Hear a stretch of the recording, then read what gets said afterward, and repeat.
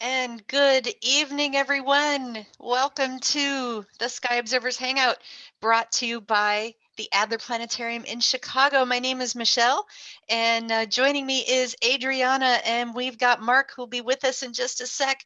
And Adriana, say hello to everybody. Hi, thanks for joining us. So thanks for joining us, everybody. We know that you are super excited, as are we, to be able to experience the comet that has been visible for the last few weeks. And we want to give you all the tips, tricks, and tools that we've got to be able to go find the comet, because today is a momentous day for Comet Neowise. This is the day that it's closest to Earth. So it is a mere 64 million miles away, right around the corner in the solar system. That's it. Yep, that's it. And so we expect that over the next few days it's going to be getting dimmer. It has been dimmer the last few days, so this is kind of our last hurrah to be able to see it. If you don't see it tonight, we expect you probably will be able to see it over the next few days. Adriana, I know you have a tool sitting at your desk that you have been able to use to be able to find the comet, or that we are recommending that people have to be able to see this comet. What have you got there? Binoculars. Binoculars. Of course, normally you take the caps off the fronts of the. I There you wasn't go. ready. So yeah, we want to definitely point out that under an extraordinarily dark sky, you might still catch the comet naked eye. Probably not. At this point, you're going to need a pair of binoculars, and so. We want to definitely recommend that. If you have a telescope, great, but binoculars should be fine. It is clear out tonight where we are in suburban Chicago area. So one thing that we are going to do that we did not initially plan on doing is we are going to attempt to set up a telescope to be able to see this thing. It all depends on if the slice of sky that I have visible is in the right direction. So we're going to see. We're going to try to do that as the program goes on. But we have a bunch of people from the Chicagoland area. We have several of our Adler Planetarium telescope volunteers who are there. So I know Chris is there. He's in Charlotte, North Carolina. Hi, Chris. And we've got Rue in Wisconsin. Hi, Rue. And several other folks. Why don't we get to where this comet will be in the sky right away? Because we know that's why you're here. So let me share my screen. And let's talk Michelle, about. Oh, yes, go ahead. We do already have a question. Oh, yeah, what, go ahead. What binoculars do you recommend? I can answer which ones I am using. I'm using 10 by 50 binoculars, and they worked pretty well for me. I am in the actual Chicago proper area, so it's pretty bright here, and these were still able to give me a good view of the comet. Yep.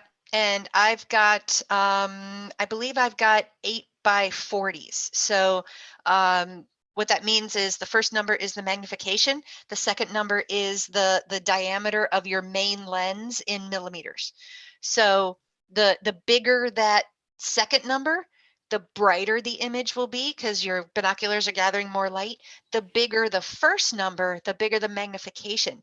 You actually don't want a huge amount of magnification for this, because a comet is already relatively big, and the more magnification you've got, the more you're spreading it out and the dimmer it'll look. And also you're already looking at a smaller piece of sky. So you don't need a huge amount of magnification. You want to gather light. So anything that you normally would use to maybe bird watch or something like that should be fine with this comet. So we've got, will I need binoculars to see it, Adam? Probably, yes. It is. Or a telescope. Or a telescope. It is highly unlikely at this point that it's going to be bright enough to be seen with the naked eye. It could still surprise us, but it has been getting dimmer over the last few days, as comets do as they get farther from the sun. So 12 by 50s, yes, 12 by 50 should be great. So yeah, let's, yes, give those 12 by 50s a try. So we also have, I believe, on our YouTube chat, we have one of our astronomers at the Adler Planetarium. His name is Geza. I think he's on. And Adriana, I know I do this for every show. What is our most wonderful name for Geza? He is Stargazing. Stargazer. So he's one of our astronomers. So if you have a question, he's there in the chat answering questions too. We also have Colleen. She is the one feeding us your questions in the chat. So we have quite a team here. And Mark is one of our Adler Planetarium telescope volunteers. And so he has been watching the comet over the last few days and has some really great pictures. But for those of you in the Chicago area, we're going to show you first where you should look. And actually, everything we're going to show you is good for everybody. Everybody, except if you're too far south on planet Earth. But we even had people from Ecuador last week, and they're still able to see the comet. So unless you're like in Antarctica, you'll probably see this thing, or at least for a little while. So what we're going to tell you is if you can find the Big Dipper, you can find the comet. So let's take a look real quick at what we mean by that. So give me just a sec.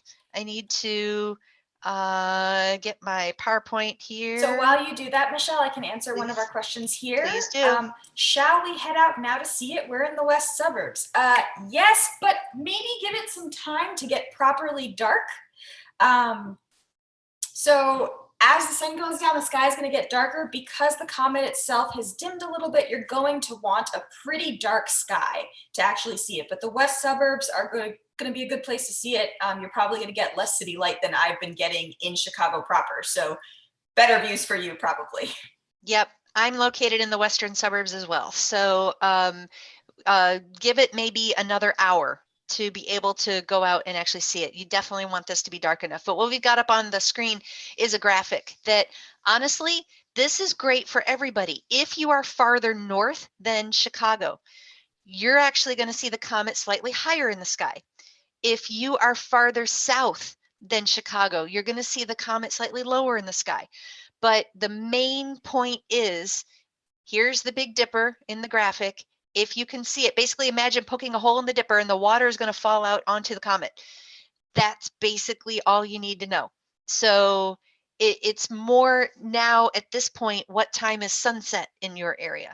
So wherever you are, if you're in the Chicagoland area, the sunset maybe about 15, 20 minutes ago.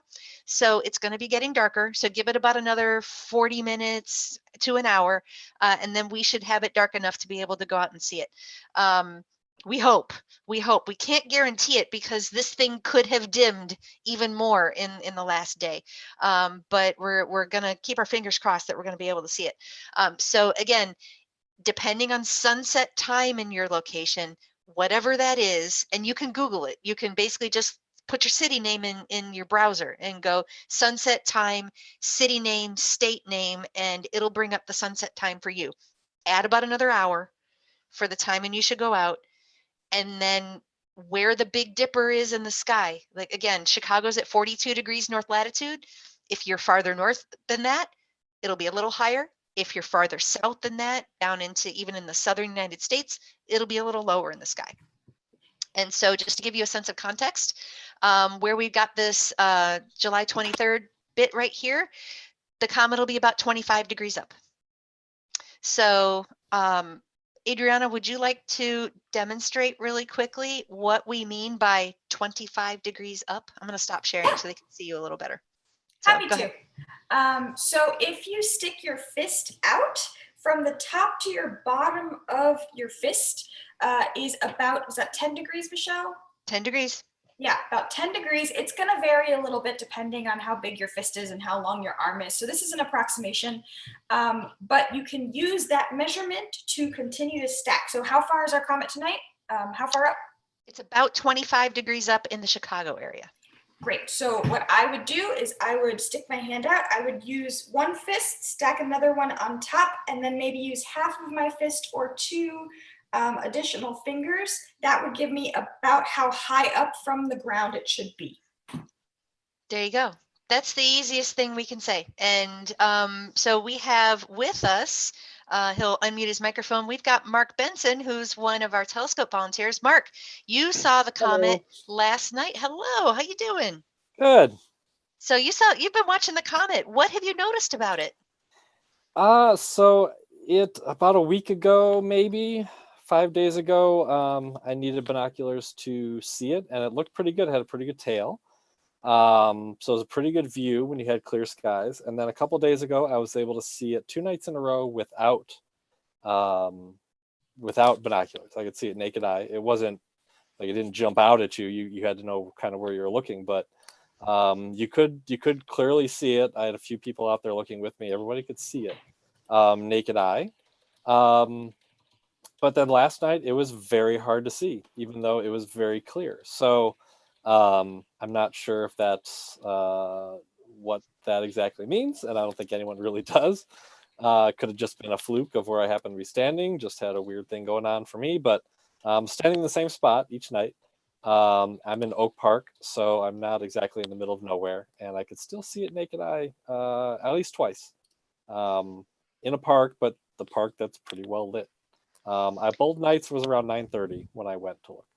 Cool. And if people I know are probably wondering this, they might be first-time Comet viewers. How can you tell Okay, the Gianna. difference? Yeah, how do you know if it's a comet versus a star? What should they look for?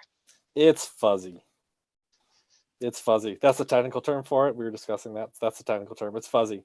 Stars are going to be, if you have something in focus for using binoculars, it's going to be, or just looking with your eye, and it happens to be naked eye, you're going to see a star. It's going to be a point of light.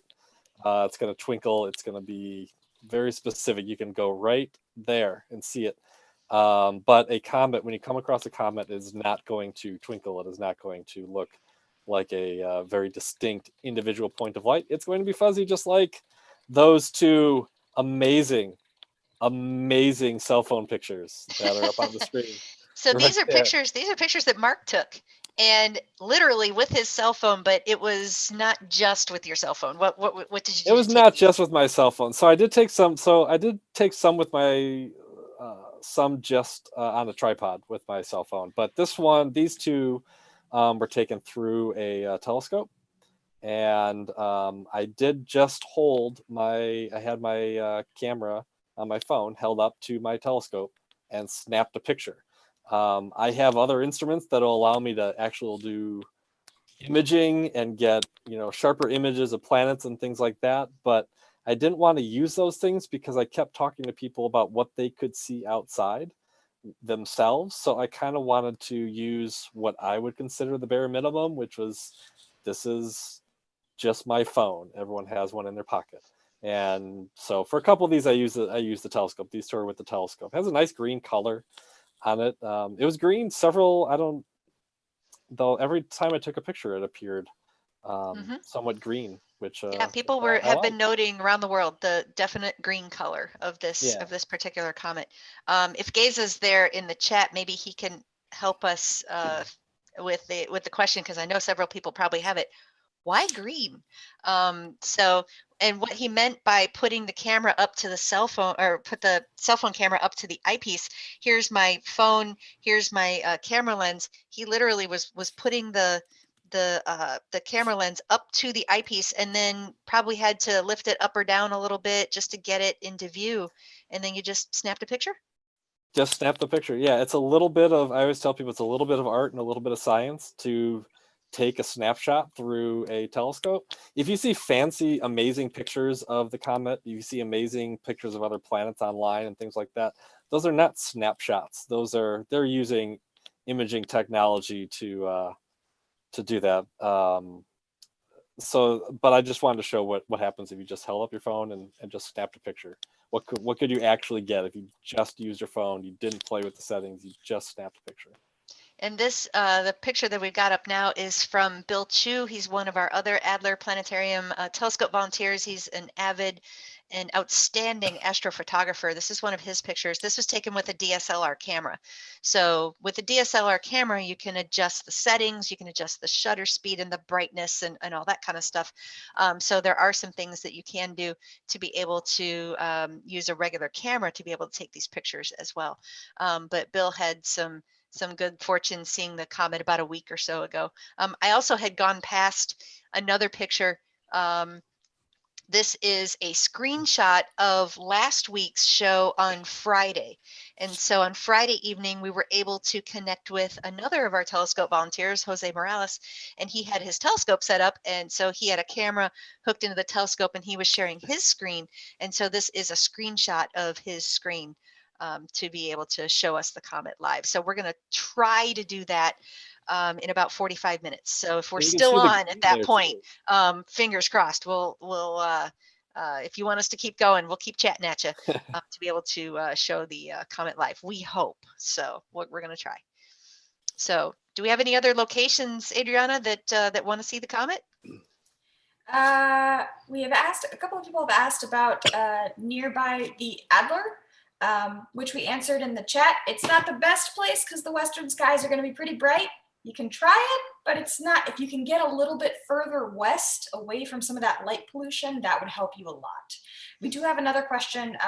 Because we are using the Big Dipper for reference, somebody's asking, how far is the moon from the Big Dipper? How far from the moon is the Big Dipper? How far from the moon is, you mean tonight? Is that tonight?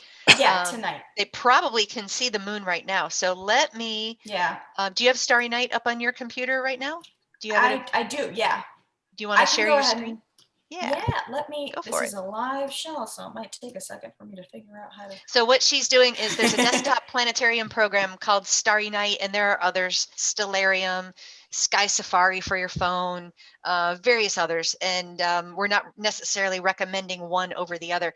And so she has brought up Starry Night, and you can see the Big Dipper, and right here. There it is. Can you guys see my mouse? We sure can. Great. And then we've got the moon down here, which is coming down. So right now it looks almost like the comet is between the moon and the Big Dipper. And you've got it set for 9:11 p.m. So why don't you dial that back to 8:40? Let's do 8:47. Good call. Get up. Wait. So I can type. There we go. There you go. So yeah. So you won't see the comet just yet, but that gives you a sense of where the moon is in relation to the Big Dipper. So the comet is a little bit closer to the Big Dipper than the moon. It's sort of halfway between, but that gives you another sense, another signpost out there to be able to find it. So again, if you can see the moon, it's going to continue to get lower in the sky. And so the comet is going to take longer to set. It's going to swing around. It's not going to set till I think maybe 1:30 in the morning or something like that. So anyway, Great. So there we go. I'm going to stop our share here. Yep. All right. Cool. How far is Mars? Oh my goodness. So Peyton House, how far is Mars? Do you mean how far is Mars from the comet, or how far is Mars in the sky? So please clarify, Peyton House, when your question, how far is Mars? So we do have one more though, Michelle, which is how much longer will Neowise be around Earth? Yeah, so it's going past Earth, so it's 64 million miles away. Just to give you a sense of scale, the moon is a little less than 250,000 miles away. So the comet is a lot farther, and that's the closest that the comet is getting. At this point, it's going to continue to go farther. So at this point, how long is it going to be visible in the sky? That's anybody's guess. We don't know. We truly don't know. We didn't know this comet existed until March 27th of this year. We didn't know it was going to be this bright. We had two other comets that fizzled earlier this year. One of them literally fell apart. And so we didn't really think that this one was going to do much. So, but we were really surprised. So how long it'll be visible, that's anybody's guess at this point. So. And actually, the moon has been very. They do. The moon's actually been very helpful because it hasn't been around. It hasn't been in the way. If you're used to going outside and looking at the sky, a full moon. While some people, if you want to see the moon, fine. But the moon gets in the way. It's very bright, and it makes it hard to see things that are hard to see. So the moon has been very helpful. It's been. Hopefully it's just a phase and it comes back. But that's for Adriana. But no, it's been very helpful. And one other thing about taking pictures with cell phones that I think is good, because some people are going to, if you just have a cell phone, you just have a tripod, or if you just have a way to take your phone and put it up, lean it up against something and point it to your sky. If you're able to do that, every phone has settings you can go into, the camera settings, and adjust the settings. You'll see two things: the exposure, and I also will play with the I. You'll see something labeled ISO, or at least it's labeled ISO on my camera. And I'm not even going to get into what those are. Play with them, move those sliders back and forth, and you're going to see the sky get darker and lighter, darker and lighter. And one thing you can do is you can point your camera at the portion of the sky that the comet is, even if you can't see it, point it there and set the exposure so it's going to take a picture for a few seconds. It's going to actually take a few seconds to take a picture. And just press it and leave your phone there. You won't see the comet in the sky with your eyes, and you won't see it on your camera screen. But when the picture is done and you go and open that photo, you might see it. It might show up. Some of the best pictures I took were ones where I couldn't see the comet. I just snapped a bunch of pictures, and then I went inside to see. I was like, okay, let's go and see what I got. So that's something you can do with just your phone and a tripod or something to lean it up against. Just lean it up, point it in that direction, wide shot, play with the exposure, let it go for a few seconds, and then go inside and see what you got. It's some really good pictures just that way. Geza has been answering some of the questions. Thank you, Geza. So for those who just joined us, one of our colleagues, astronomer, Dr. Geza Juk, is in the chat right now answering some science questions about the comet, including how long the tail is. And he says at least 10 million miles long. There have been comets with tails many, many more times longer than that. So is it still visible before sunrise? That's an interesting question. Hey, Adriana, can you share your screen again? And Give me one moment. Yes. Yep. And we're going to share Starry Night again. And so we will see where the comet might be visible in the morning. It is visible. It's not great, but it's pretty low in the sky before sunrise. But let's see. Peyton wants to know, will we be watching NASA's Perseverance rover launch? We're going to be watching the launch. Yes, we're not, as far as I know, we're not planning on doing a live program related to it, but you bet we're going to be watching the rover launch. So that will be pretty exciting. That is July 30th. So that's a week from today at 6:50 in the morning. Chicago time is the first available launch time. So, all right. So Adriana has the comet. Oh, we have to turn the comet on. We have to go forward in time. Sorry, it is on. That's why it's got to be. It's got to be a little bit darker for us to see it.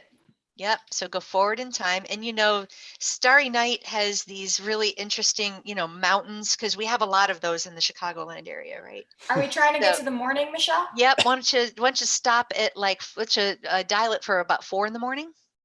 Got it. So I'm looking up at the other screen. So there we go, and move over to the. Slide over there to the east, and wait, no, pass it? Not looking good. No. Where'd it go? Oh, go over to the left a little bit. Go over to the left. There you go. Oh, it would be down there, right? Yeah, it'd be down below. So maybe go to like 4:30 and see if we see it. It's not looking good. No, not really.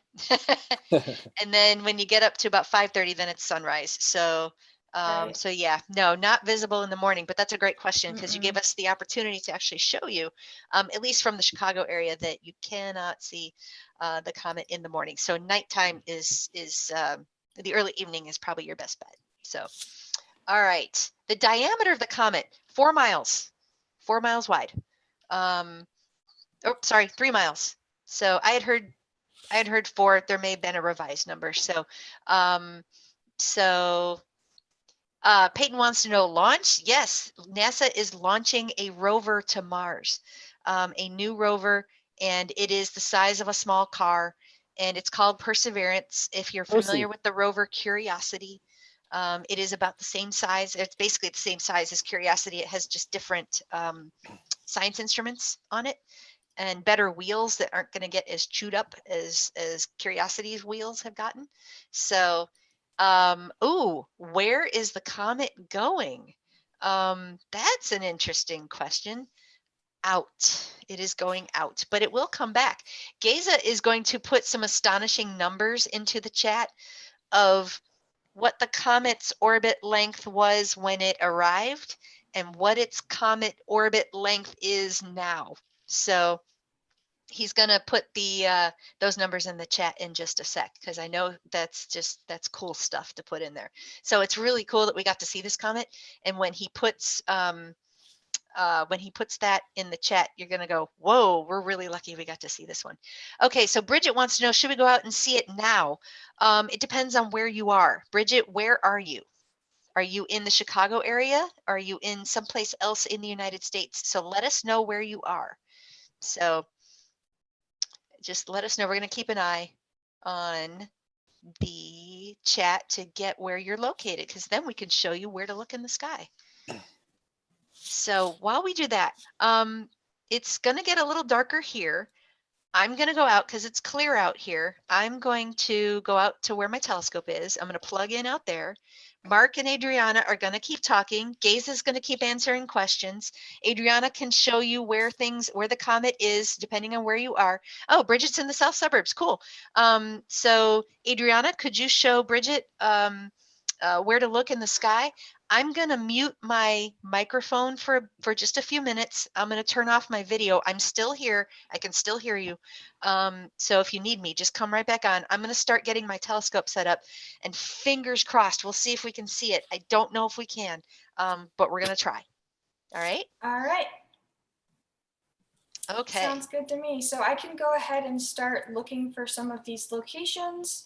I know somebody said what I'm seeing is Orlando, Florida. So let me share my screen and we can take a look to see how we can find the comet. While that screen pops up, I will mention that if you're in the Chicago area, because that's what my screen is showing me, if you're outside at 9:55 tonight, the International Space Station is going to buzz a little bit below the Dipper, from west to north. So if you're out there looking toward the comet and the Dipper and you see a little dot fly very quickly across the sky, it'll only be up for a minute or two. That is the International Space Station, so wave. They won't wave back. Great advice. All right, so let's see. I'm gonna need to get, in order to find a place, I think I need a zip code. So I'm gonna get a zip code for Orlando, Florida, and that'll help me out.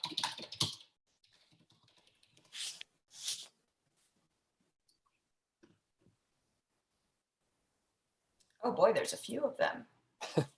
32789. Wherever Disney World is, pick that one. I wish I could just adjust it to Disney World. That's what I want to know. Okay, so let's share.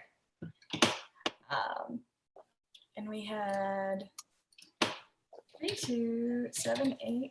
Let's take a look. View from selected location. So it does this very dramatic thing where it feels like you're getting launched into the sky before it drops you back down. Oh, here we go. A journey, you guys. Dramamine. Incredible. All right. And we're going to change the time too, because I don't think... that would be the Little early in Dipper the morning. showing up right now. Oh, it is. Let's make it nighttime instead of early in the morning. All right, that's a little bit better. There you go. Comet's even showing up right there. Yeah. It's like the Dipper's pointing to it. It's fantastic. Yeah, exactly. You're going to use the same strategy Michelle mentioned to find it, where you look in the northwest skies. You are going to find the Big Dipper. Imagine that there's a hole kind of poked into the bottom of it. And if some water was falling out of it, it would fall onto the comet here. We can also click it to find out how high in the sky it's going to be. That might help you find it. And it looks like our altitude is going to be 26 degrees high in the sky. That's for 9:32 p.m. So a half hour from now. I guess we can take a look to see. And you're going to have to wait a little bit too, because you're going to want it to actually get darker. So give it a little bit. Maybe wait until 9:30 until it's properly dark, and that'll help you find it. All right. And then if you weren't on here earlier when we were starting, we're talking about 25, 26 degrees up in the sky. There's a couple ways to calculate that. Your phone or an app will do that for you. Otherwise, I'm gonna I believe hand it back 25 to you. degrees is about your thumb, your fist, and then your pinky and your thumb stretched out is about 25 degrees. So you have to do like a hang Yeah, I 10 think sign? that's about 25 degrees for most people. Awesome. All right, so we had a question about what it looks like from Argentina. I am excited to find out because I've never stargazed from the Southern Hemisphere. So let's use our, I'm curious if that might be a little too far south. I don't know. Yeah, give I've that a never- whirl. I'm not sure. I'm By not the way, sure I'm where. outside. My telescope is here. So I'm going to continue setting up so I can still hear you guys. So Can keep you going. see it? Can you What's see that? it? Naked eye? Oh Can you no, see it? I don't even have the telescope turned on yet. So Okay. I don't even Seems a see little early. It's I a don't little even see early the for Big that. Dipper yet. So so Yeah, we it's got a little little early. while. All right.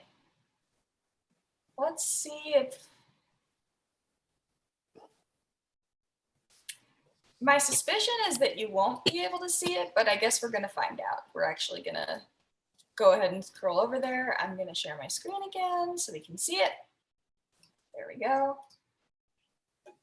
And we are taking a journey. It looks kind of like you can see it setting behind here. So the answer to that question is unfortunately no. You are not going to be able to see it. I chose, yeah, it's gone. It's underneath the horizon, unfortunately. So this is going to be easier for people a little bit further north, unfortunately. Yeah. Sorry, pals. I wish I could move it for you so you can see it. We've got somebody asking about Melrose Park. Let's see if we can find that. Melrose Park, that's not going to be too far from where I am in Oak Park. Okay, so it's pretty similar to what you see from Chicago? Yeah, that's only just it's a little bit northwest of me. So yeah, so I would suggest using the same advice that we gave for people from Chicago. Let's go over to Nevada. Hey, Adriana, why don't you show Chicago one more time? The person from Melrose Park maybe joined us a little bit late. So why don't you just show that one more time? Good call. Going back to Chicago, it's going to be a bit of a journey. We did go all the way to Argentina, so. No, that's Mars, right, Adriana, that we're circling right now? That's Mars. It looks kind of red. Sure. You might want to change the settings to Earth. It looks like that looks like we got real trouble going on right now on the planet right there. There's not much growing. There's not much growing. It's 2020. Anything can happen. Yeah. I'm kidding. The Earth is fine. Oh, that looks better. That looks better. There we go. Oh, there's Cassiopeia over there, pointing to Andromeda. So beneath go back a little bit to our northwest. You can see that's where the comet is. But let's pivot to maybe 9 p.m., which is our time right about now. It's still going to be about using the Big Dipper to find it, almost beneath the cup of the Big Dipper in the northwest. And it's going to get easier. You're still going to have to give it a little bit more time. You're just going to have to wait for it to get a little bit darker. But like Michelle said, an hour after sunset, it's going to be dark enough to see it properly. And part of the reason why waiting for it to get dark is better to see it now. I mean, obviously, the comet itself is going to be easier to see when it's dark. But if you're trying to use tech to find it, if you're using apps, if you're using a computer, if you're using a telescope that has a GPS system, all of those things are wonderful. I have all those things. I use them. They don't always work. Sometimes I go out and I hold my phone up with an app and I point it to the sky and I'm standing facing north and my phone thinks I'm facing northwest and I kind of shake the phone and try to get it back right. The technology is gonna goof sometimes, but what isn't going to goof is the night sky.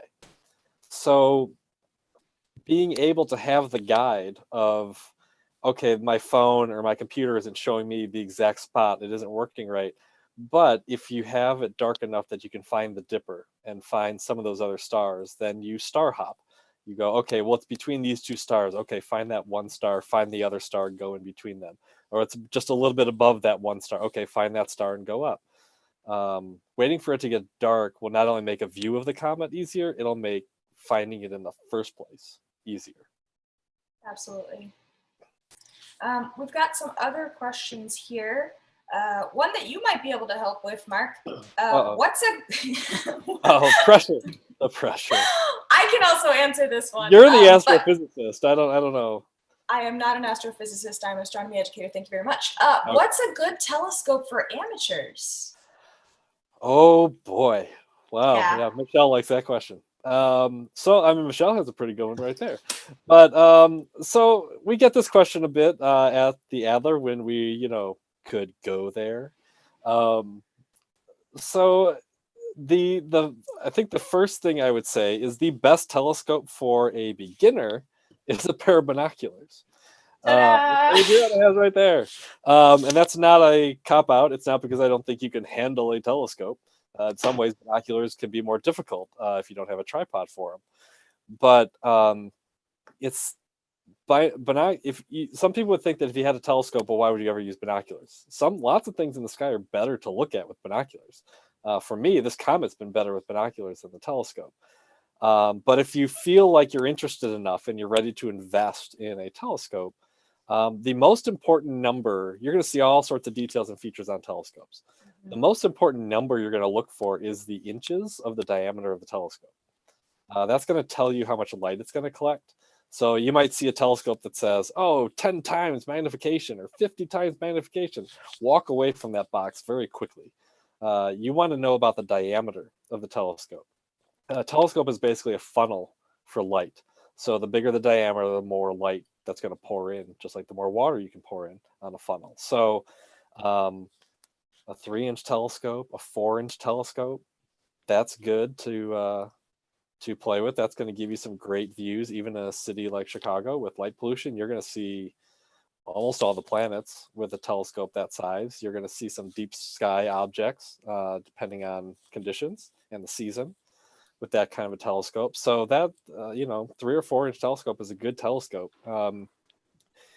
You start getting higher to a 6-inch or an 8-inch. An 8-inch is what I have. That's a little bit more serious of a purchase to make, so be sure you're really interested.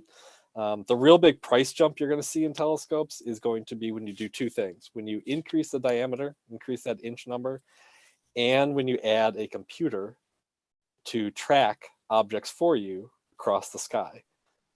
You don't need to have a computer on your telescope, but that's where you're going to see the big jumps in price, when you increase the size and when you add a computer. So that's what I would say. 4-inch telescope is a wonderful backyard telescope to see all the great stuff in our neighborhood and a few big things beyond it. I have an 8-inch telescope. I also have a much smaller refracting telescope, and I sometimes choose that smaller refracting telescope to look at the moon, because the moon's big and I don't need the 8-inch telescope to look at the moon. The binoculars and the 4-inch are great for looking at the moon. So different size telescopes and binoculars are good for different things. So. Absolutely. Somebody is asking if it is possible to see the comet from Nevada. So I'm going to... I think we just had Nevada, didn't we? Did we just have Nevada? Did we? Well, we were going to answer it, and then we went to Chicago. We went back to Chicago instead, right? Right. Is Nevada, is that Mountain Time or Pacific? What time is it in Nevada? I do not know. I don't know either. I bet a map could tell us that. Let me see if I can pull that up. Yeah. But let's see. It is going to be, let's see. It is absolutely going to be visible from Nevada, so I can go ahead and show you. Las Vegas is Pacific time. So it's about Excellent. 7 o'clock. It's about 7 o'clock there. So you're going to need to wait a little bit. Absolutely. So here we're looking at about 9:20.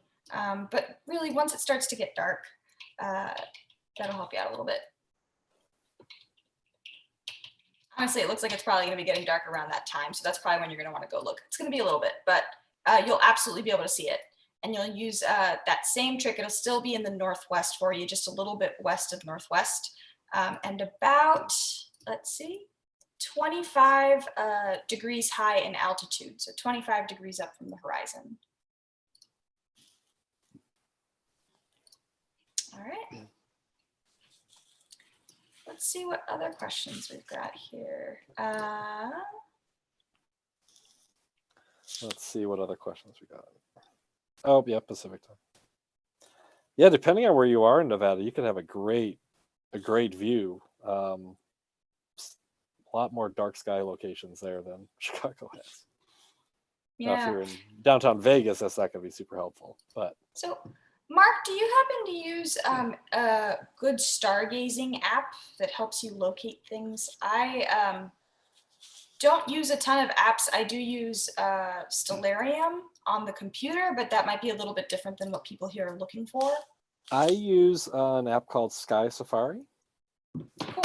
And I forget which version I have, and I may be completely wrong on this. I'm not shilling for Sky Safari, but the version I have of theirs is a paid version, but I've found that most stargazing apps have a paid version and then a simpler not pay version, a free version. So you might be able to find Sky Safari for free, but I paid a few dollars to have it. Awesome. But, do you know if you're able to see the comet using that? you can. It does allow you. So I will see which exact app I have. I have Sky Safari 6 Pro, and you can see the comet. It will locate it. You can type it into that app. It'll show you your current sky when you put your location in and what's up there. You can choose what you want to see: comets, planets, asterisms, constellations. If you want to see a horizon or not see a horizon, you can do a lot of features like that on all these apps, not just Sky Safari, but on all these apps. Very cool.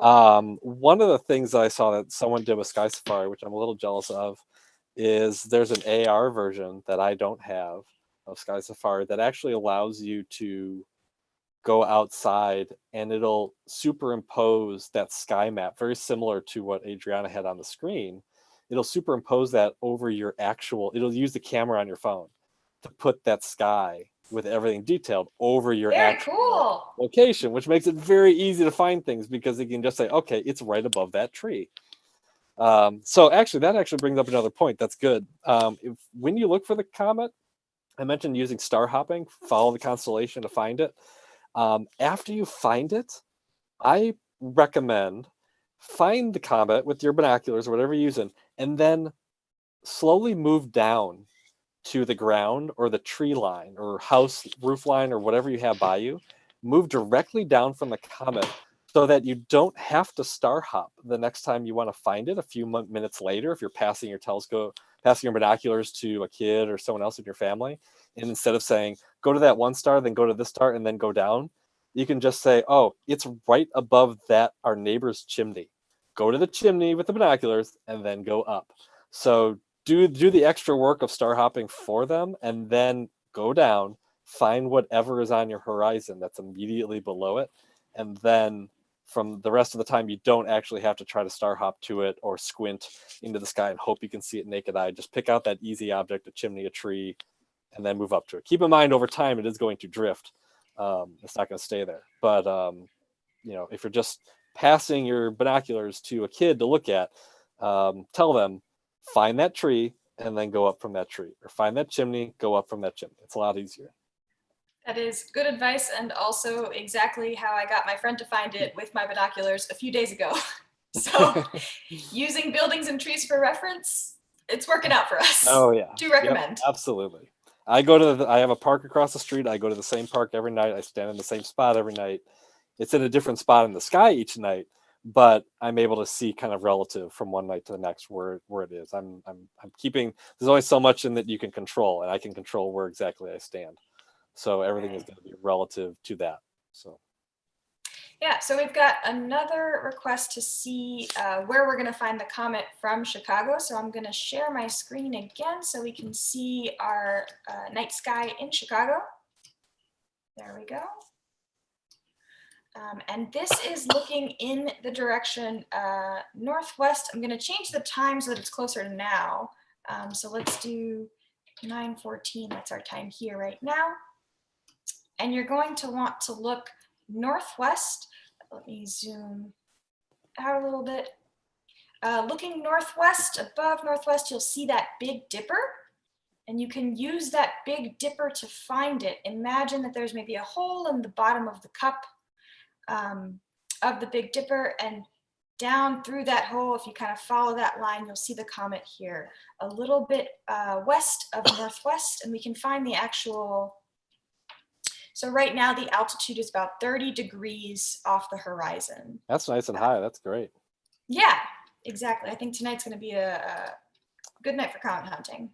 Also, if you weren't on earlier, you are looking for a fuzzy ball, hopefully with a tail. Some nights I've seen the tail, other nights I didn't really see the tail, or I thought I saw the tail, or I convinced myself that I'd seen the tail, and I probably hadn't.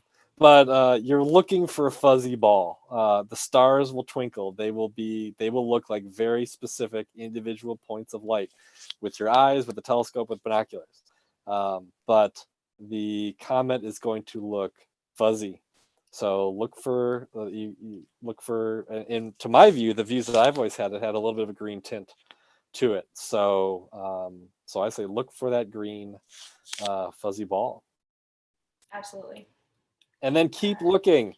This is general telescope advice, binocular advice, not just for the comet.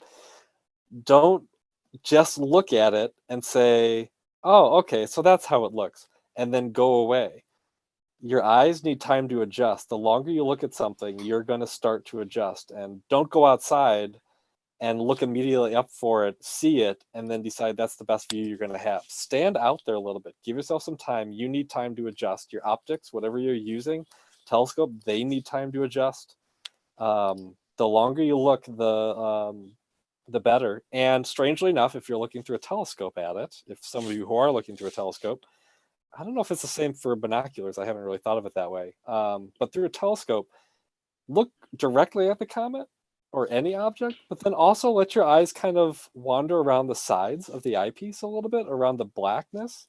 I don't know why this is. Maybe there's something Adriana or Michelle can explain why. I have any idea why. But sometimes detail and sharpness comes out for a lot of people when they don't look directly at the object that they are viewing. And I have no idea why that is.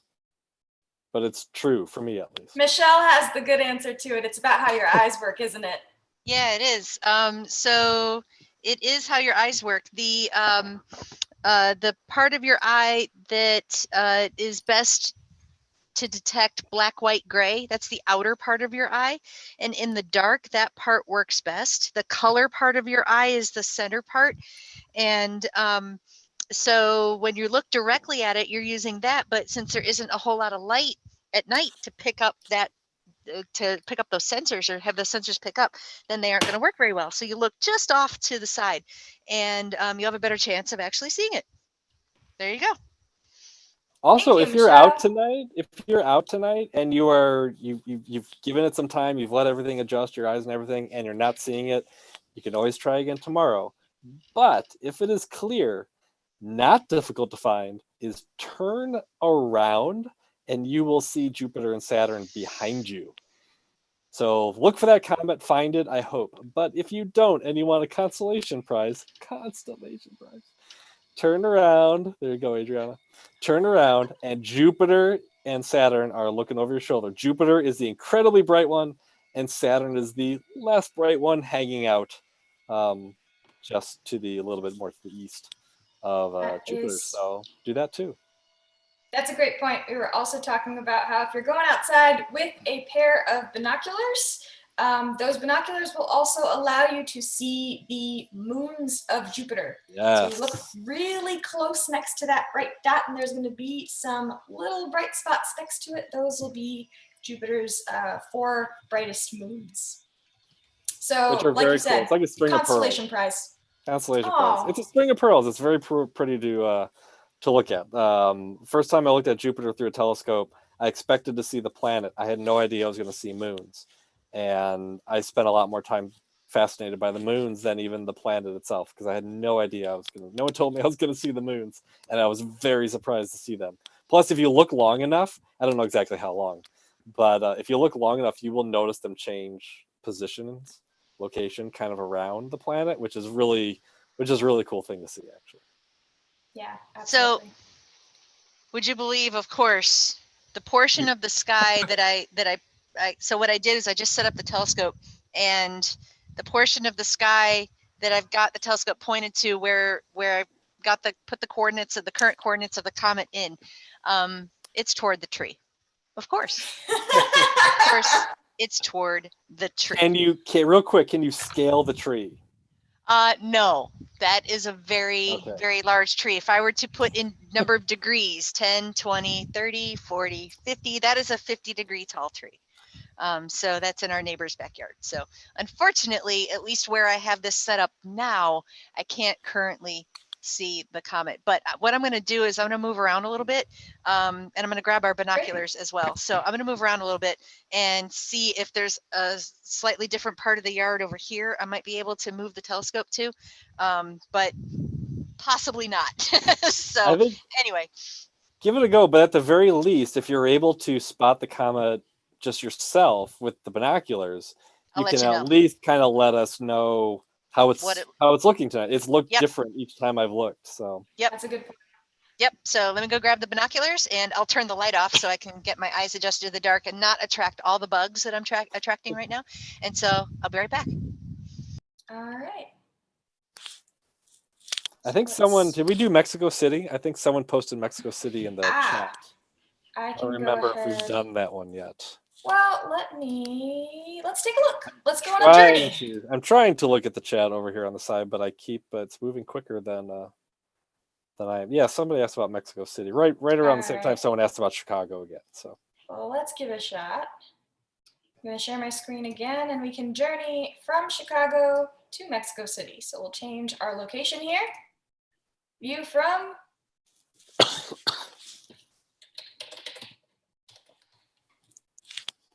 all right. Let's take a trip. Yay. Whee. Oh, man. Oh, man. It's just looking bad from out here. It's really looking like someone needs to water the Earth. Poor thing. Was that a spaceship? Oh, no. Sorry. I thought I saw something. That'd be bad. All right. Who knew your app was going to be early warning system? It's looking pretty promising over here from Mexico City. Yeah. So you've got a little bit north of northwest, you've got the Big Dipper. So it's shifted a little bit in our skies compared to when we saw it, where we see it in Chicago. But you've still got sort of underneath the cup of that Big Dipper, you'll be able to find it. And it should be still seems pretty high in the sky. So let's see our altitude here. So that's 23 degrees high in the sky, and this is at 9:30. So that's looking pretty good. I say, hey, Chicago area people, I see it with binoculars. All right, I see it actually pretty clearly with binoculars. So awesome. Yeah. So I'm gonna go take another look, and so yeah, it is definitely out in the Chicago area. It is clear where I am, so I'm in the far western suburbs, and specifically Aurora. So yeah, if I can see it here, then pretty much everybody else in the Chicago area should be able to see it. So, and if you are east of Chicago, it is dark where you are. So you should be able to see it. It needs to be clear where you are too. But I definitely am spotting it from here. So I'm gonna go take another quick look. All right. And I'm gonna see if I can possibly set the telescope up over there. So give me a sec. All right. Let's see. I think there's also a nice crescent moon out there tonight for everyone to look at too. There is. So there's plenty to look at. Don't get disappointed if you can't find the comet. But Michelle says that it's looking promising, and I believe her. So I do too. We'll see if that pays off for us. All right. We see a couple people in the chat saying that they are going out to catch it now. Very exciting. Good luck. There are some questions here to Geza. Would you be willing to help us explain planet opposition? Somebody asked about that earlier. Jupiter and Saturn. Someone was commenting on why those planets were bright. By the way, I want to give people a little bit more of a star hopping guide for this for the comet. If you're going out to look for it right now, so there is the bowl of the Big Dipper, and the not the two stars at the front of the Dipper, but the two stars at the back. So those two stars, if you go down like you're following the leg of the back leg of the Great Bear, which is what you're doing, there's the two stars farther from the end of the bowl. So the two stars closest to the handle. I'm going to try to do this with my hands. So I think this is probably going to show up backwards. So let's see. Yeah, so it's going to show, I think I need to do it this Stand way. on the other side of the camera and then reach your hands around. Right. So there's actually, is my hand showing up on the left side of your image?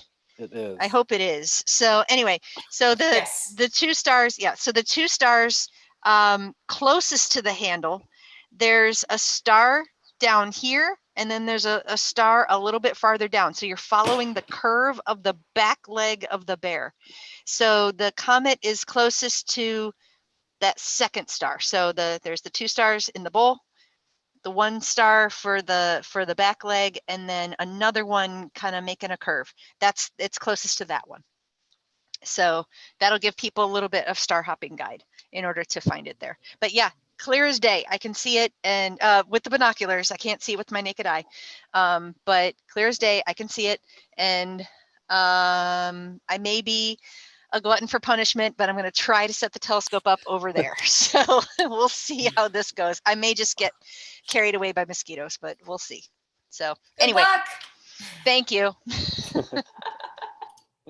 You guys are doing great. So keep the questions coming. Keep the comet questions and planet questions. You guys are doing awesome out there in the chat as well. Geza, you're doing great. Colleen, you're doing great. So everybody keep this rolling because we love answering your questions.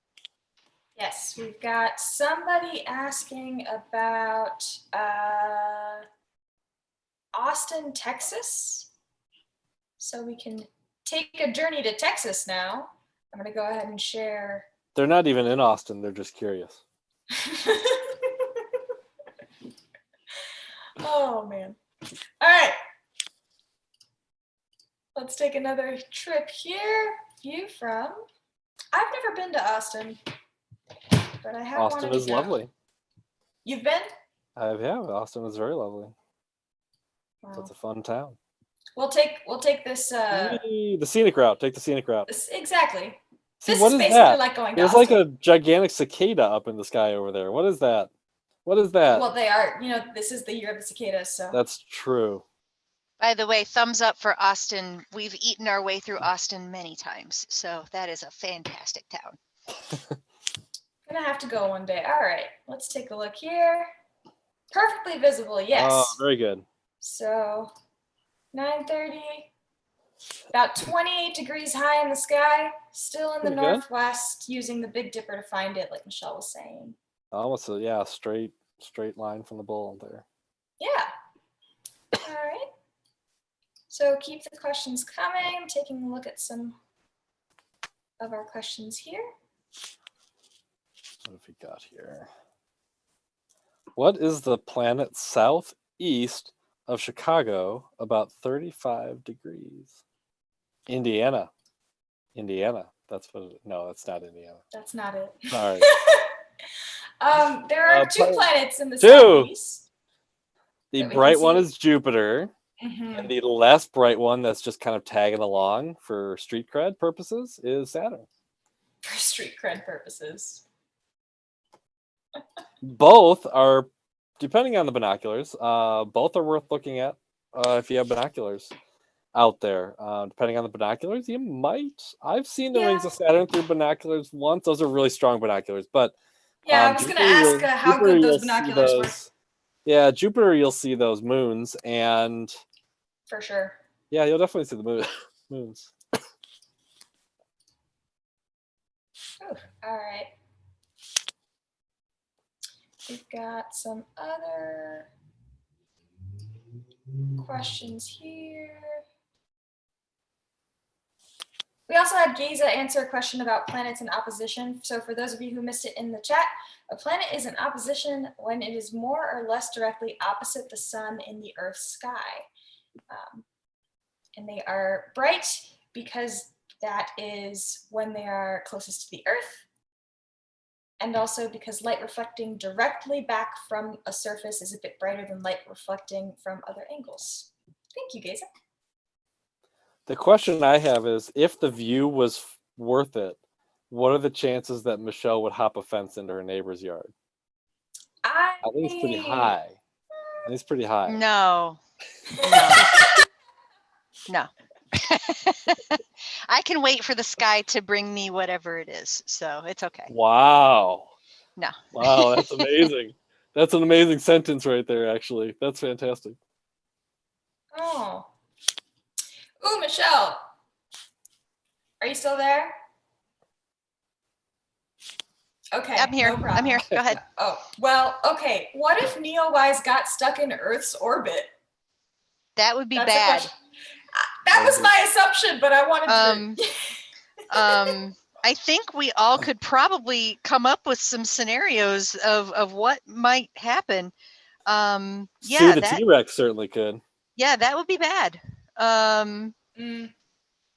So yeah, I mean, I can't give you exactly what would happen, but it wouldn't, whatever it is, wouldn't be good. So, by the way, just so you know what I'm doing, talking you through, you can't really see it because the light is now over there, but the telescope is here. And what I'm doing is called called a 2-star alignment, meaning I'm going to tell the telescope which star I want it to point at, where it thinks it will be in the sky, and I just have to adjust it a little bit.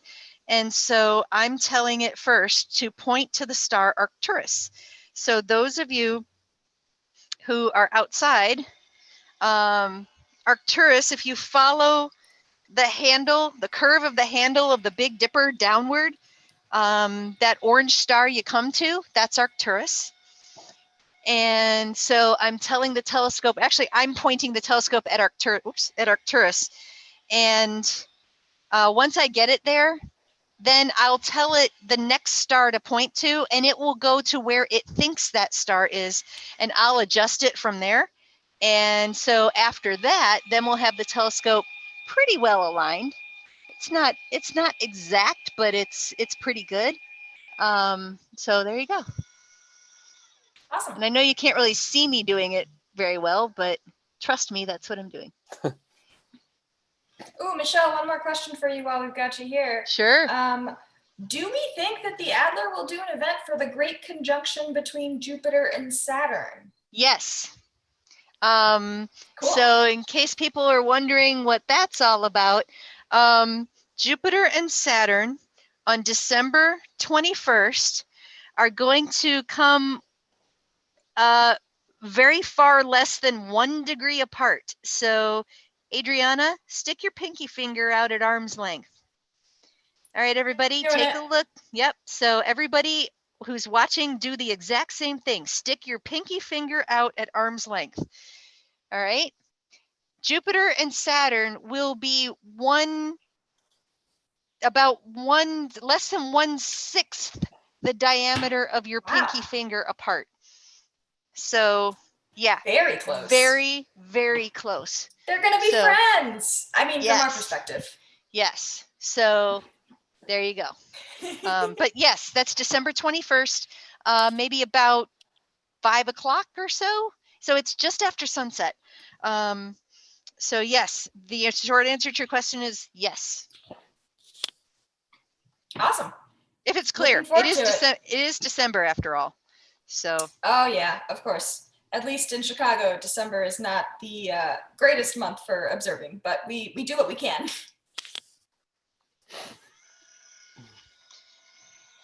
All right.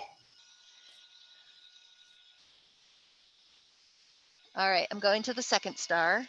How much you want to bet by the time I get this done? The comet will will have move. moved back over to where the tree is. I'll bet you. So I do see a question that says, how high in the sky will the comet be? Do you mean tonight? I just want to clarify.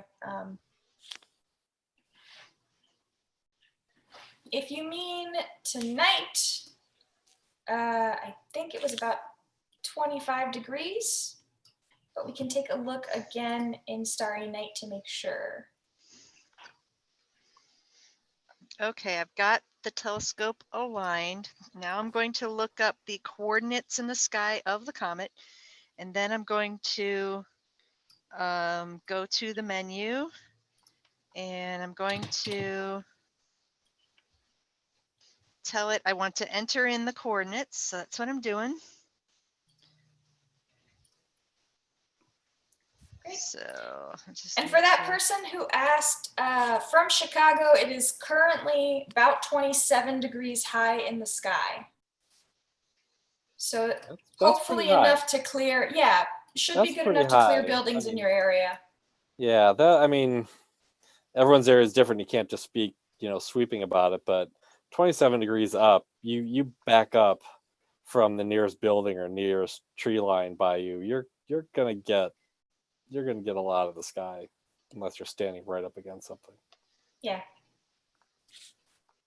Oh, somebody says that they see it. That's so exciting. Yay!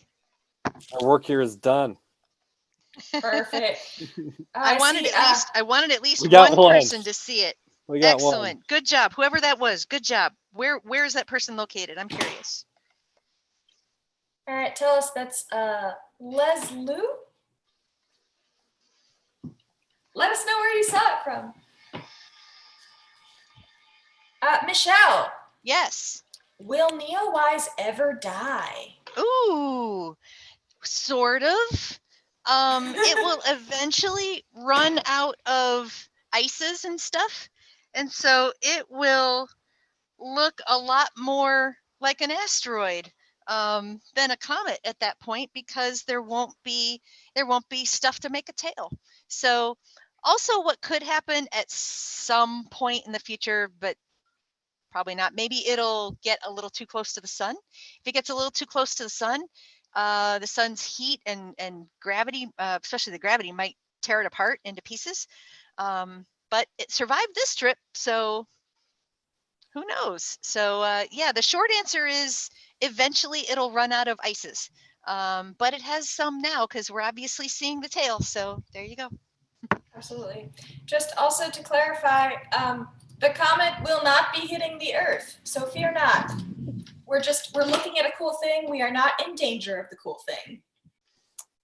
But remember, comets attack in pairs like velociraptors, so you always gotta watch out for the other one behind you. That's not true. I just have to clarify. All right. No, that's not true. I don't think. No. So while we were here, somebody, I think Colleen mentioned that we should talk about the Planet Parade. Yay! So what is Planet Parade? We are going to be able to see many visible planets all at once in the coming days this week if you get up really early in the morning. I'm going to see if I can pull it up on Stellarium for people to see. Let's go to Chicago. Oh, it's going to take a second. Sorry, friends. This is how you can tell that we're actually here in person, very live. But in the meantime, Mark, is Jupiter a bright dot with a slight blue tint to it? Slight blue tint to it. Yeah, I haven't quite seen a blue tint, but it is very bright. It's very bright. I mean, if you look pretty low, kind of low to the horizon, look above most tree lines to the south, right about now, it's almost 9:30, 9:40 here. To the south, a little bit to the southeast, I guess, but mostly to the south. I mean, it jumps out. It's incredibly bright. Blue tint, though, I don't know that I've ever noticed anything blue about it. If you're looking more towards the zenith, and again, people's eyes are different. When I think of a blue tint, I actually think of Vega. Sometimes I feel like Vega looks blue to me. But maybe just me, I don't know. But Vega would be more like straight up right now. So not in the same And definitely, if your binoculars or your telescope are unfocused, then you're going to see stars as balls. So if you're seeing it as an actual ball with a bluish tint to it, then yeah, you're definitely seeing an unfocused star. And unfortunately, I'm looking here. The tree is absolutely in the way. I can't get it. Foiled again by the tree. I tried. Wow. I tried, but she tried 3 times. It was amazing. She tried. Gosh. I'm surrounded by bad space puns this evening. Yeah, you are. I just am. That was a very Earthbound pun, though, actually. So that was outside of my wheelhouse. I'm sorry. If anybody else has a great space pun they want to throw in the chat, please do. Yeah, just rocking them at us. Yep. So I'm looking. Yep, I can see the comet with the binoculars, but I'm not in the right spot to stand with the telescope. So how's the tail? How's the tail? Can you make out a tail, or is it more of just a fuzzy ball? I can see a little bit. Yeah, I can see a little bit. So I'm gonna try to see if I can literally just like move the telescope like to where I'm actually standing, and do this just the brute force way, which is this thing won't really be aligned all that well, but at least I'll get the comet, maybe. Maybe. So we believe in you. All right. How's everybody doing out there in the chat? Everybody doing well? Sounds like we're good. having a lot of Let's fun. see what we got. Oh man, it's a party. There's dancing. Michelle, here's one. Why didn't we know about the comet until March? Ooh, because we don't know where everything is out there. That's the simple answer. That's why the NEOWISE spacecraft exists in the first place, is to be able to find stuff like this. So that's the cool thing in astronomy. We don't know where everything is, and so we need spacecraft like that to be able to find comets and asteroids and other stuff. And so yeah, that's why it's looking for stuff. Awesome. But now that we found it, we should be able to predict when it'll come back. Yeah, so I don't know. I wasn't keeping an eye on the chat, but if Geza put the number of years for this comet's orbit, then it's going to come back in about 6,800 years. So yeah, we caught this one just right. This is literally the only time in the next 6,800 years that you're going to be able to see Comet NEOWISE. Wow. Yeah. So you got to go outside and try it. Yep. We do have one question from one of our friends here. Mark, can you talk about how we can catch the ISS again? Sure. That's coming up. Did you say 9:55? It is. So 9:55. So I'm gonna look it back. I'm gonna look it up for Chicago. I'm staring at the app on my phone here. I do not have the ISS flight pattern memorized. So let's see here. It will be lower than the comet. So a little bit trickier depending on your location. It's not coming up too much. I have it as about 14 degrees. We've been talking about degrees above the horizon. Yeah. About 14 degrees above the horizon. I have it really becoming visible at about 9:55, right below the Dipper.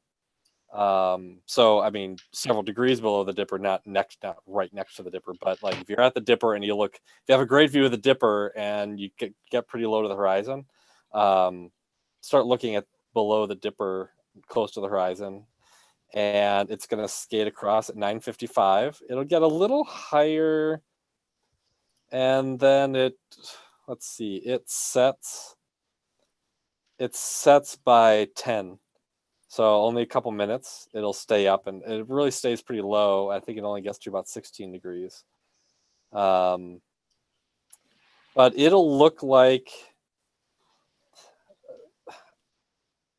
I mean, I always tell people that everyone will tell me, oh, I've never seen the space station before. And I said, no, you've seen the space station lots of times. You just didn't know it was the space station.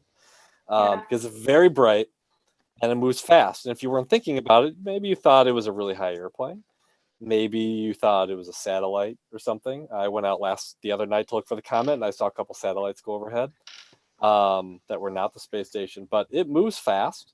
It's bright, and it's really going to be the only thing moving that quickly. It's going to look like a star is moving. It's going to look like a singular dot, and it's gonna roll from west to north to northeast across the sky, pretty low.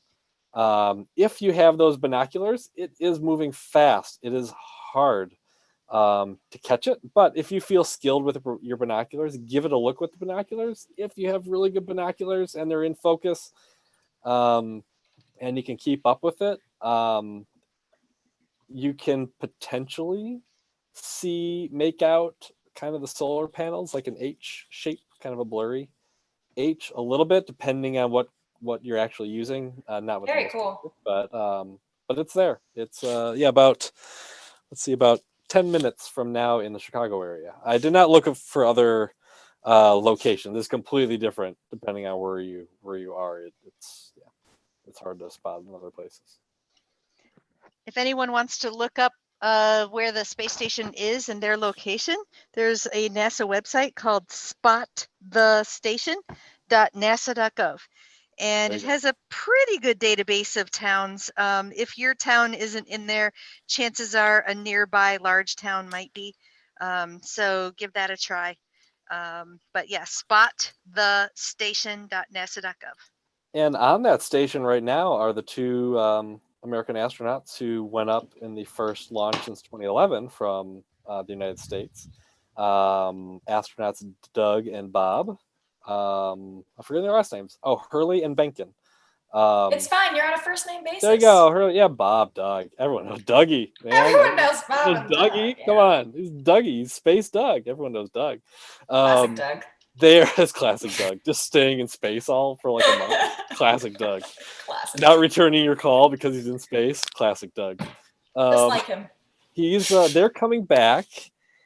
I hope they're coming back August 2nd, I think is their window to return. So they will be completing that first test of that Crew Dragon spacecraft and splashing down in the water and then climbing out of the water. So climbing out of the water. Climbing out of the water. Yeah, like a ladder. Yeah, that's how it works. Classic Doug. Climbing out. He's always climbing out of the water. It's amazing.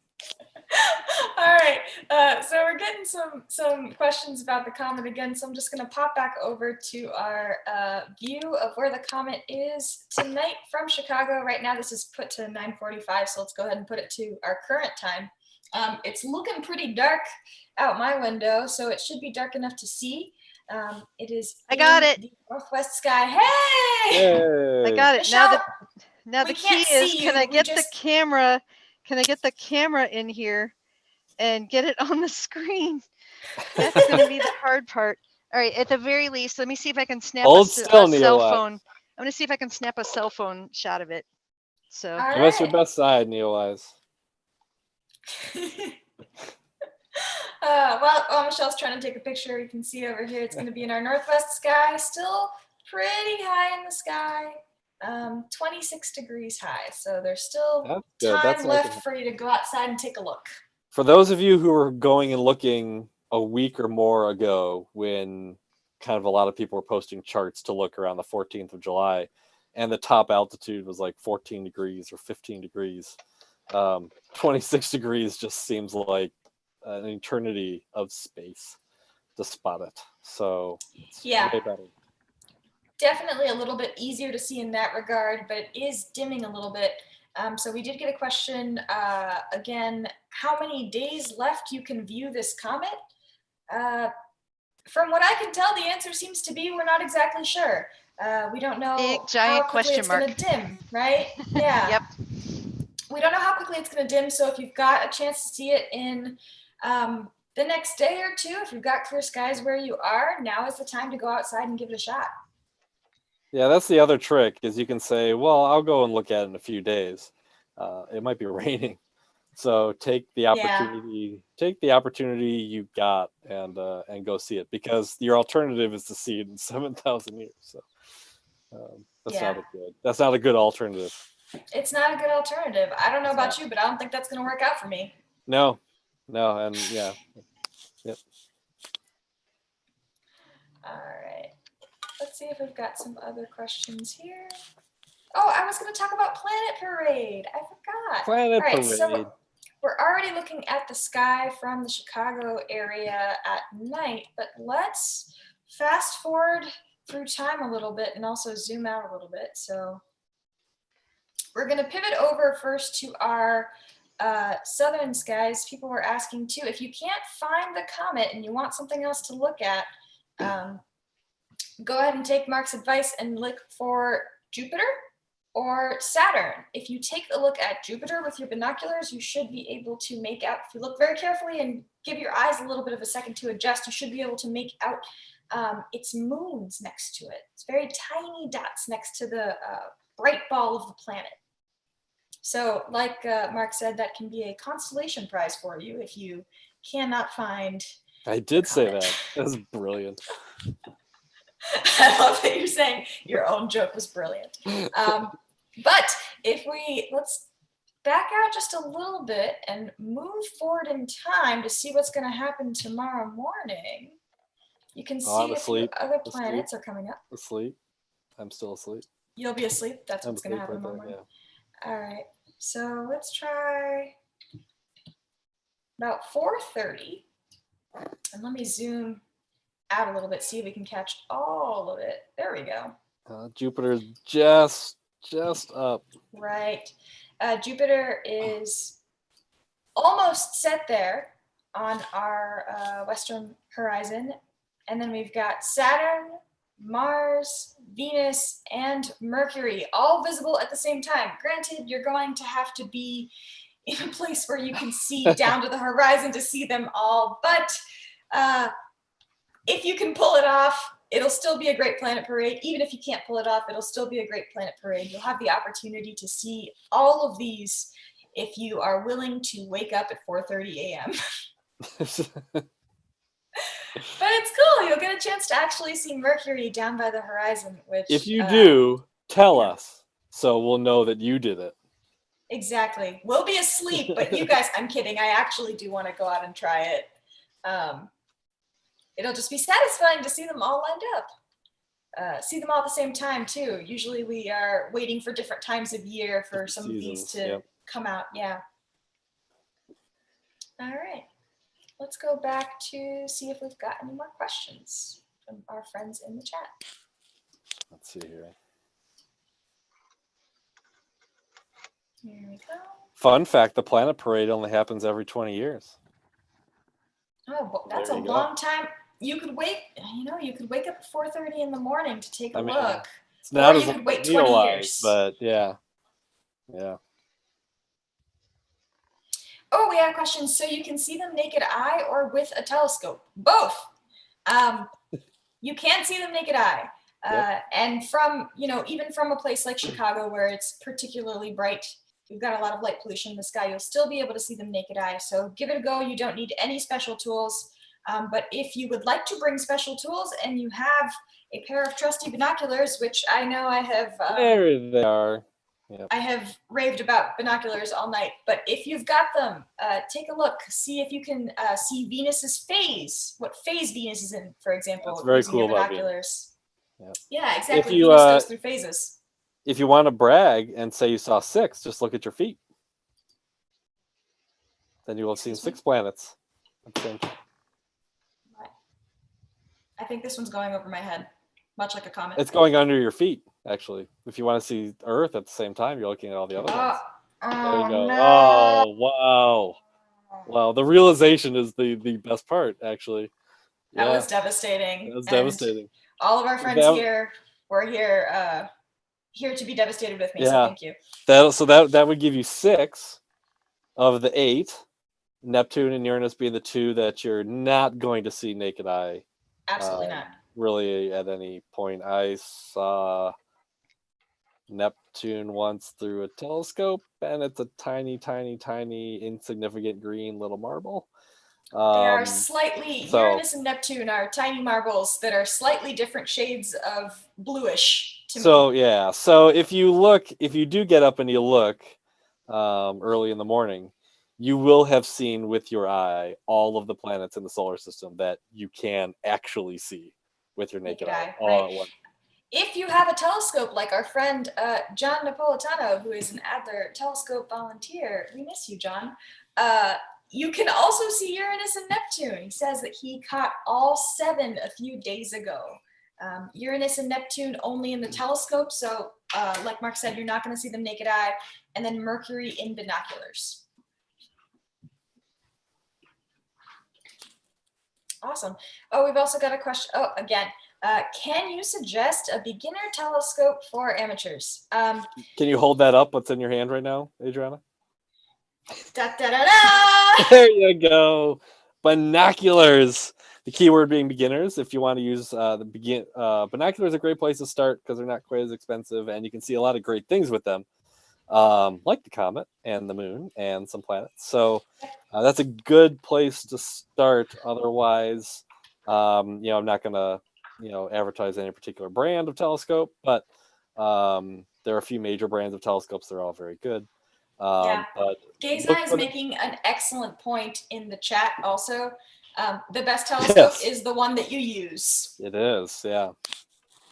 Yep. So buy something that is going to be actually at your house, easy for you to use, depending on your circumstances. I know I have 2 different telescopes, one that is light and one that is heavy. And the heavy one gets better views, so I will use it at more special times. And also if I'm going anywhere where it's actually going to be dark, it is more exciting to use my nicer telescope. But if I am just going outside to catch the moon or something, I'm probably taking something smaller, something easier to carry. Yeah. So unfortunately, hi Michelle. Hi. Oh no, don't say unfortunately. I couldn't get it before. I have like an extraordinarily small slice of sky, and it went right behind a tree branch, and so where the telescope is located. So I did get a little bit of a not great cell phone picture before it did that. So I'm just getting to a slightly different spot here where I can set my computer down so I can show you this. It's not going to be impressive, but it is from tonight. But yeah, the whole tree and sky thing was not cooperating very well. Michelle, you do know that your camera's turned off, right? Yes, I know. Yeah, okay, so checking. the light is the light was, I turned the light down, so my computer camera does not register there unless it's bright enough. So got it. Just wanted to make sure if you were going to show us a picture. Yeah, no, it does that. So there it is. There it is, fuzzy ball. Pretty good. It's well, no, it's not, but it's. Thank you for your kind words. It's visible. It's visible. So, which is the best kind of comet. Yeah, but what was really interesting was through the binoculars, it was better. It's a more extended object, and so viewing it through binoculars is definitely better than viewing it through this particular telescope. So even if I had gotten it in the camera, it just wouldn't have been all that good. So those of you who are able to get out right now to see it, if it's dark where you are, then yeah, give that a try and use the binoculars. Don't go digging through the telescope, dusting it off. But yeah, and what's interesting is that green color actually does kind of show up a little bit. Yeah. So sorry, I kind of zoomed in a little bit. Yeah. So it's not as bad as I thought it was going to be. The fact that I got it at all is you got a live picture. The plan at the beginning of the day wasn't even to do that, so you got a live picture. So I honestly thought it was going to be cloudy. I really did. So yeah, I thought so too. Yeah. So I've been listening to you guys do an awesome job, and I think we're going to be wrapping up in just a minute or two here. Do we have any last minute questions or comments or last minute things? Great So, thoughts. any last minute thoughts? I am So, not seeing. Hey, John, we miss you too. Thanks, John. um, I think everyone. I think. Oh, that's right. I wasn't able to look for the Big Dipper or for the space station either because the tree. Stupid Tricky. tree. Classic Doug. Always Yeah. flying through a tree. Classic Doug. Every time. But it sounds like at some point we need to just view some planets, right? Because it sounds like people are Planets getting are excited my about viewing some favorite. planets. So, oh, somebody missed the picture. Oh, wait, hang on, Les. I gotcha, Les. Oops, hang on. I need to go back to. I've got the YouTube version up right now, so I need to go back to the Zoom screen. There we go. So there you go, Les. Yeah. That's for you. Because Les, you stuck around with us for an hour and a half. You deserve requesting to see the picture of the comet, and you get what you ask for. If you do get a picture, if any of you go out there tonight and you do snap just one of those real quick cell phone, just, I just kind of call them a, quick and dirty picture, like that. Every camera is a little different. Every phone's a little different, but you certainly have, if you have a smartphone, you certainly have some editing capability on your in your phone. Go in there, then take that picture you got and just kind of play around with some of the exposure and contrast and brightness on the picture you already took, because sometimes when you play with those, just making a slight adjustment will bring out maybe a little detail you didn't see. I definitely have taken pictures of the comet where I didn't see the tail in the picture I took, but when I went afterwards and I played with the contrast or the brightness, I would actually start to pick up a little bit of that in the editing. So play around with those a little bit. You might be able to create a better image than you think you have at first. Cool. Well, Les saw the picture on YouTube, so thanks, Les. We're your new fans. So hey everybody, thank you. This was super fun. It was so great. We can't be with you in person. We want everyone to stay safe. We want you to enjoy the sky where you are. Even though we're all, lots of us are in cities, we're in suburbs, we're in light polluted areas, this gave us something to look for that even we could find. And so it's been a real treat to be able to experience this with everybody for the last week with the 3 shows that we did. And we hope that over the next day or two, if it's clear where you are, please go out and try to find this thing 6,800 years before it comes around again. So it's now or never. And we don't know when the next really bright comet is going to be. They surprise us. Who knows? Maybe Neowise will find, maybe the spacecraft will find another one. That would be great. So Adriana, any last parting thoughts before we end for tonight? It's been great to get to talk to you all and hear your questions. Thank you also, Geza and Colleen, for answering questions and managing the chat behind the scenes. And to everybody out there, happy comet hunting. Yeah, Mark. Absolutely. Many last minute thoughts from you since you became our de facto co-host this evening. Thank you for doing that. Yeah, thanks for having me. No, it's fun, and I guess the last thought is, keep looking, keep looking each night for that comet, and eventually it's going to go away. But we don't know when the next one is. There is going to be another one, so that much we pretty much know. There's going to be something else. We don't know if it's as bright or as unique as this one, but there was a Christmas one a year or 2 ago that popped up that wasn't super great. Wasn't as good as this, in my opinion, but they come and they go. But just for my own night viewing, those planets aren't as fickle. They are there. They are there for longer. They cycle around all year, depending on if you're an early bird or you like to stay up late. Jupiter, we keep saying, look for the comet tonight because it's going to be gone in a few days. Well, look at Jupiter tonight. It's still going to be there in the night sky a month from now in a different location, but it's still going to be there in the south, depending on the time and your location. So if you miss the comet, you miss the comet. Look at those planets. They're there every night you go outside. You don't even realize it. Look up and see them. Your binoculars are also phenomenal for the moon. Absolutely. Get to know the Earth's closest neighbor and get the binoculars out, learn where some of those craters are and learn some of the light spots and the dark spots and learn a few names. Try to learn one new feature every time you go out. That's a neat thing to do. And over time, that's how people ask me, how do you know all this stuff? Well, I've been doing it since I was 8. And over time, you just build up the knowledge set, but you just got to start somewhere. I started in my backyard in Minooka, Illinois, with a little sketchbook and my little telescope and some binoculars and some books that I'd been given, and just started trying to find stuff. And that's what we tell everybody, just get out and try to enjoy the night sky.